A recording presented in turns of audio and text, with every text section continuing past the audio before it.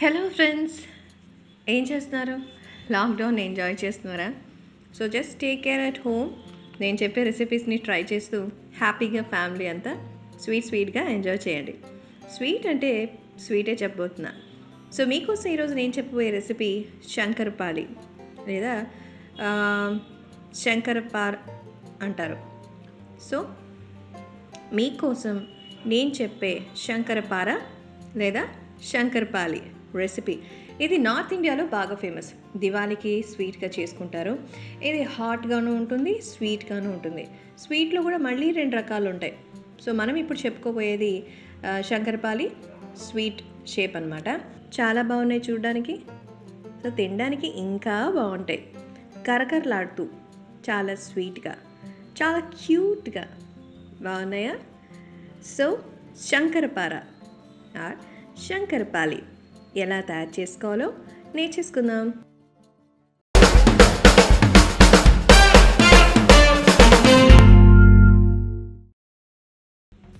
So దీనికోసం ముందుగా ఒక బౌల్లో ఒక 1/2 కప్పు వాటర్ తీసుకోవాలి. అందులో 1/2 కప్పు షుగర్, 1/2 కప్పు గీ వేసుకొని బాగా కలుపుకోవాలి. 1/2 కప్ అంటే ఒక 2 టేబుల్ స్పూన్లు బాగా కలిసిపోయేలాగా మనం కలుపుకోవాలి. ఇందులో 1 కప్పు మైదా, బేకింగ్ పౌడర్ 1 టేబుల్ స్పూను, అలాగే ఎలాచీ పౌడర్ 1 టేబుల్ స్పూన్ వేసుకోవాలి. సాల్ట్ 1 టేబుల్ స్పూన్ వేసుకోవాలి. బాగా మిక్స్ చేసుకోండి. సో స్పూన్తోనే బాగా కలిపేసుకుంటున్నాం.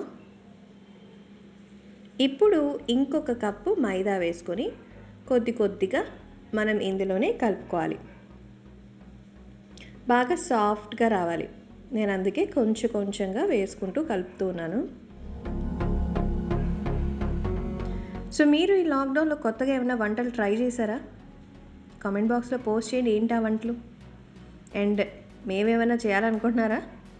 అయితే అది కూడా పెట్టేయండి. సో స్పూన్తో మహా కష్టంగా ఉంది, కానీ I will try with my hand. అదే ఈజీ. సో నీట్గా కొద్దిగా పిండి వేసుకొని మొత్తంగా కలిపేసుకున్నాం. ఇలా నొక్కితే చొట్టపడాలి. ప్రీతి జింటా సొట్ట మాదిరి. సో కలిపేసుకున్న తర్వాత ఒక పేపర్ వేసి దీన్ని కవర్ చేసి కాసేపు మనం నానబెట్టుకుందాం. పిండిని పక్కన పెట్టేసుకుందాం. ఒక 15 నుంచి ½ అన్ అవర్ అనుకోండి, అరగంట నానబెట్టుకుంటే సరిపోతుంది. ఇప్పుడు పైన పేపర్ తీసేసుకొని చూద్దాం. చూసారా, బాగా మెత్తగా డ్రైగా తయారైంది. ఇప్పుడు మనకి పిండి రెడీ అయిపోయినట్టు.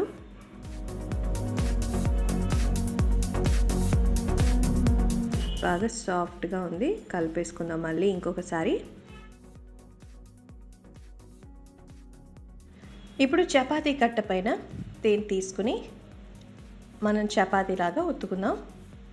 థిక్నెస్ అనేది 7 mm అంటే 7 మిల్లీమీటర్ల సైజులో మనం దీనికి ఒత్తుకోవాలి. మీకు ఎంత మందంగా కావాలంటే అలా చేసుకోండి, ప్రాబ్లం లేదు. ఇది బెటర్ ఐడియా కదా. నేను చెప్పిన మెజర్మెంట్స్కి కొలత తీసుకోవాల్సిన అవసరం లేదు. అండ్ 2 పక్కల కాస్త పొడిపిండి చల్లుకుంటూ పిండిని మనం చదును చేసుకుంటున్నాం. స్వీట్స్ మనకి చాలా కష్టంగా అనిపిస్తాయి, కానీ కాస్తంత మనసు పెట్టి చేస్తే చాలా ఈజీయే బా. స్వీట్స్ చేసుకోవాలి అంటే ఏదో పండగలు రావాలి, లేకపోతే ఇంకోటి ఏదో రావాలి. ఇప్పుడు పండగలు ఎక్కడికి పోతాం, కాబట్టి రోజుకో పండగ ఇంట్లోనే చేసుకుందాం. చూసారా, ఆ సైజ్ వచ్చేసింది.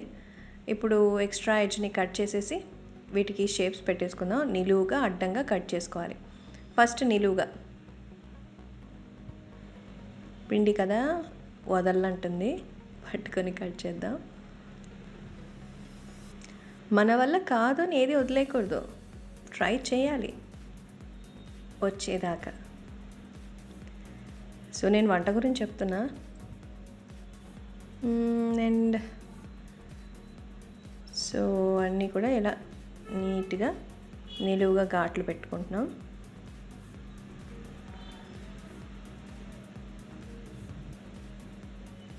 ఎక్స్ట్రా ఎడ్జ్ని రిమూవ్ చేసేద్దాం.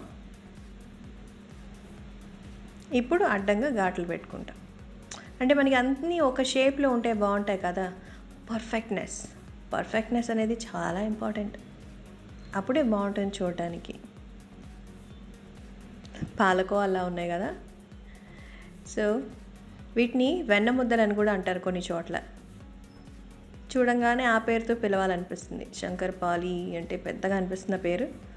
మీకు నచ్చింది పెట్టేసుకోండి. బట్ దీనికి ఉన్న పేరు చెప్తున్నా, శంకర్పార ఆర్ శంకర్పాలి. నేను క్యూట్గా వెన్న ముద్దలు అంటాను. బాగుందా? Anyways, cutting is going to be finish now.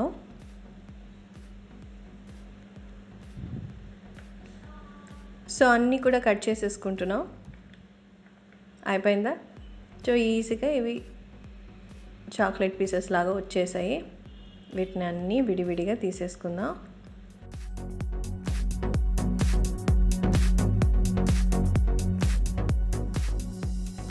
Square boxes వచ్చేసాయి అన్నీ. ఇప్పుడు ఒక ప్యాన్ తీసుకొని ఆయిల్ని బాగా వేడి చేసుకోవాలి. ఆయిల్లో మనం డీప్ ఫ్రై చేసుకోవాలి కదా. సో ఇక్కడ ఒక టిప్ ఉంది. దీని కనుక కరెక్ట్గా పాటిస్తే మనకి కరెక్ట్గా కుక్ అవుతాయి. ఫస్ట్ ఏం చేయాలంటే ఆయిల్ని బాగా హీట్ చేయాలి. హీట్ చేసిన తర్వాత స్టవ్ ఆఫ్ చేయాలి. ఆ తర్వాత ఈ పిండిని అందులో వేయాలి. అదే వెన్న ముద్దల్ని అందులో వేయాలి. ఎప్పుడైతే అవి పైకి తేలుతాయో అప్పుడు మళ్ళీ స్టవ్ని వెలిగించుకోవాలి. ఓకేనా?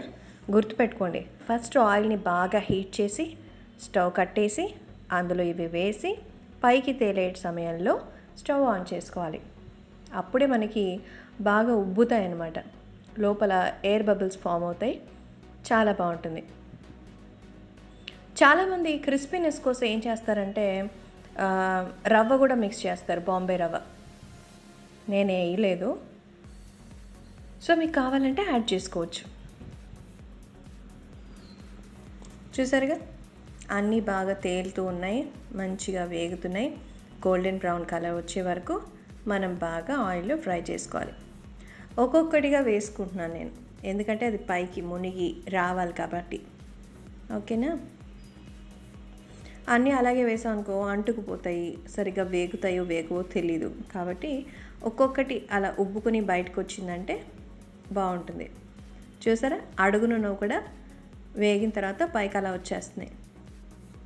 చూడ్డానికి ప్యాన్లో చాలా బాగున్నాయి కదా వెన్న ముద్దలు. అదేలే చక్కెరపార.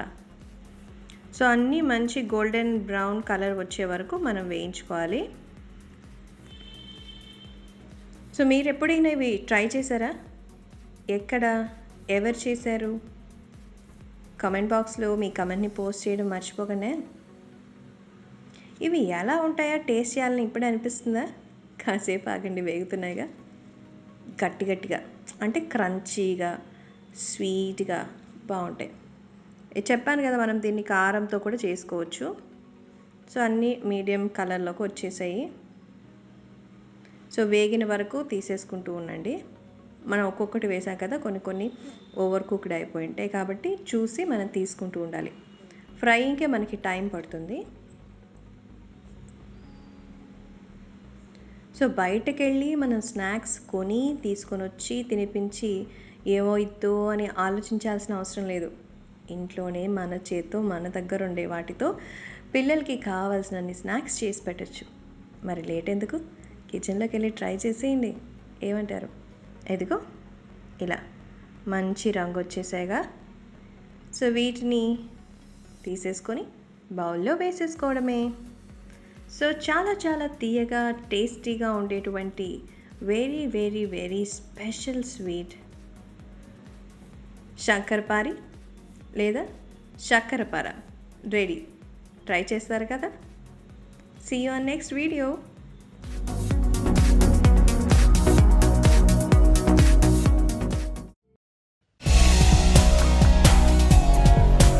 ఇలాంటి మరెన్నో ఇంట్రెస్టింగ్ వీడియోస్ కోసం మా ఛానల్ని సబ్స్క్రైబ్ చేయండి. See you on next video.